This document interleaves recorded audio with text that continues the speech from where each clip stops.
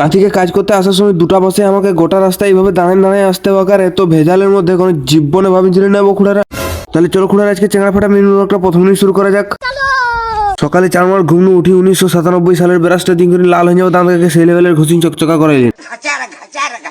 তারপর জুত্রি করে নক্তা ঘরে ড্রেসটা লাগাই গুটি গুটি পায়ে ছুটি ছুটি করে পৌঁছে গেলেন প্ল্যাটফর্মকে হেলিকপ্টার ধরার জন্য। ফাইনালি অনেকক্ষণ অপেক্ষা করার পর আমার দাদু আমার দুঃখটা নাই দেখতে পারি স্বর্গের একটা হেলিকপ্টার পাঠাই নিল।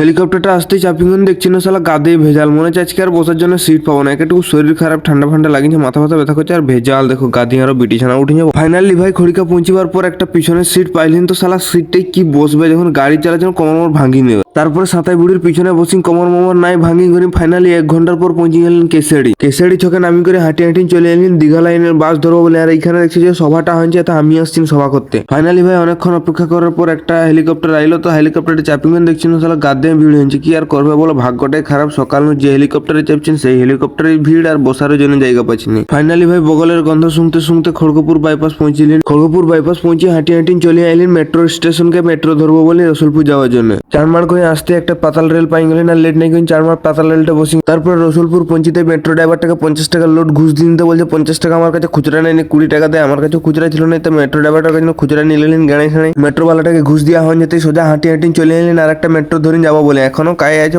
আর একটা মেট্রো চেঞ্জ করতে হোক তবে জানি যাই পারবো। মেট্রো স্টেশনকে পৌঁছিতে 4 মার ডাকিয়ে আনি করে বসাই দিল মেট্রোটা। যেমন এটা আমার দাদুর মেট্রো, পয়সা লাগবে। মেট্রোটা চাপিং করে খাল বিল গাছপালা ঢোড়া ডোবা পায়রাতে পায়রাতে প্রাকৃতিক ভিউটা দেখতে দেখতে পৌঁছে গেলেন মুকুন্দপুর বাজার পৌঁছিং করি। সকাল কিছু খাওয়া হয়নি, সেই উপলক্ষে একটা স্প্রাইট সাটাই দিলেন। স্প্রাইটটা সাটা না হয়ে যেতেই হাঁটা দিন দিলেন কারখানার রাস্তায়।